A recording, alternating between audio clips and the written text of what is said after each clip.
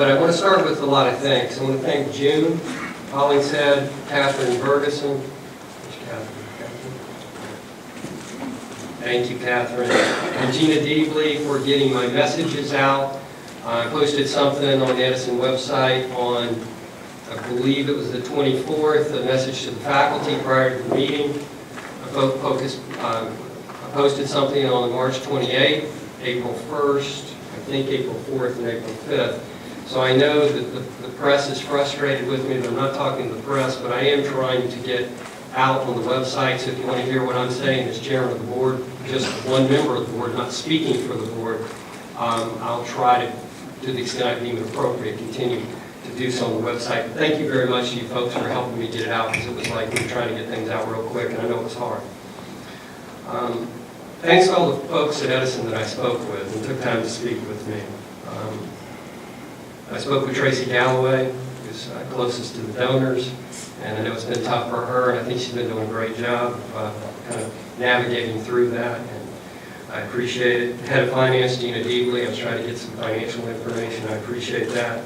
Of course, I spoke with the 3 campus presidents that we have, Dr. Jones, Dr. Albrecht, and Dr. Land. And I appreciate you taking time to give me your thoughts. And I spoke with some others. There were some, so thank you for speaking to me. There's some people I did not speak to. Please don't read anything into that. We're doing this in real time, and I'm trying to get up to speed on some of these issues as best I can. And of course, I've been in close contact with Dr. Walker, and also our legal counsel in-house, Mark Luke, and also Bob Shearman, who is with Henderson Franklin, who's been helping me navigate through this. And as we get into the meeting, to the extent that any other board members want to say anything, I would ask that you just kind of keep an eye on Bob and Mark, because there are some litigation issues swirling around some of the things that have come up, and they'll provide us some guidance if they think we're getting into an area we shouldn't get into. Thank you to Mr. Houghton for showing up, because it was trying to do this meeting on such short notice, it was hard to get everybody here, and Mr. Houghton was not available. So I think on the day that he wasn't going to be here, because I just had to pick a day, and he rearranged his schedule to be here, and I really appreciate that. Now I want to talk about morale just briefly. I think that it's been my impression, I haven't talked to any of the faculty, but I think it's been hard for the faculty to come out and take the positions that they've taken. And I want to thank them for that. I appreciate you giving us your thoughts. And like I said, I listened to the entire hour and a half meeting on March 24th between Dr. Walker and the faculty. In fact, I listened to it twice. So I'm hearing what you're saying, and I've seen the vote. This has been, so it's not only been stressful for the faculty, but I think this has been very stressful for Dr. Walker. Dr. Walker, as Mr. Smith stated, I mean, I think he's revered. I admire the man. I think there's a lot of people in the faculty who admire the man. And frankly, I think he's very unaccustomed to this kind of situation because of the respect so many people have for him. So I know it's been very difficult for him. And I'll tell you, he takes my calls. He was out to dinner with his wife. He took my call. He takes my calls on the weekends. Anytime I call him, he's available to me, no matter what time of night, and I appreciate that. I know this has been hard on Dr. Walker's cabinet. You know, I know he's been moving quickly. I've been moving quickly. My sense of it, I don't know this, my sense of it, the cabinet feels a little bit left out of some of the process. That's just my sense. I think is Matt Holliday here, or is he up in Tallahassee? Matt, if you're watching this remotely, I know it's been hard on you to go up to Tallahassee. I traveled up to Tallahassee. I missed the board meeting so I could go to Tallahassee. And spend time up there with him to try to make sure our budget didn't cut, things like that. And I tell you, he does a heck of a job. And he is having a hard time right now, I know. And news travels a little slower up to Tallahassee, so he probably hasn't seen the worst of it yet. So I know he's under a lot of stress. I know this is hard on every Edison employee, not only because of the love you have for the college, but I think it is hard on you because, frankly, as we go through all this, I think, you know, one of the things the board may take a harder look at is the budget. And, you know, that may affect people's jobs, and I realize that.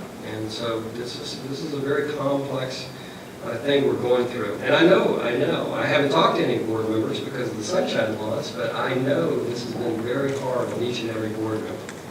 I know each and every board member, I know for a fact each and every board member is really, really proud of the fact that they're part of Edison College. I'm very proud of the fact that I'm involved with Edison College.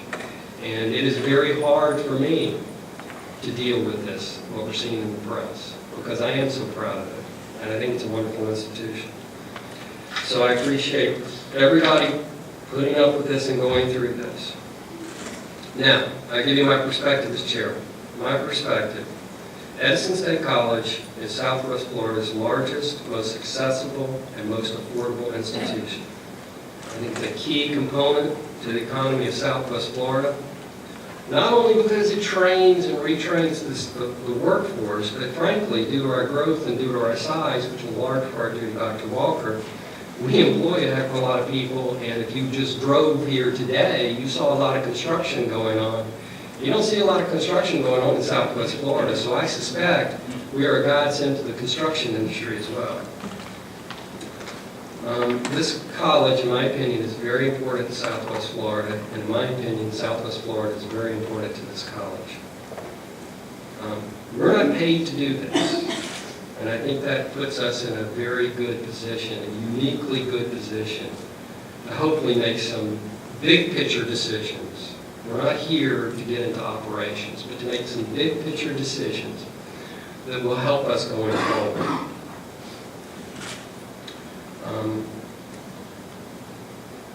When I step back and see how we got here, my take on the big picture, and I'm troubled by a lot of stuff that I see and hear, and want to sort of get to the bottom of some of it without getting too into the minutia.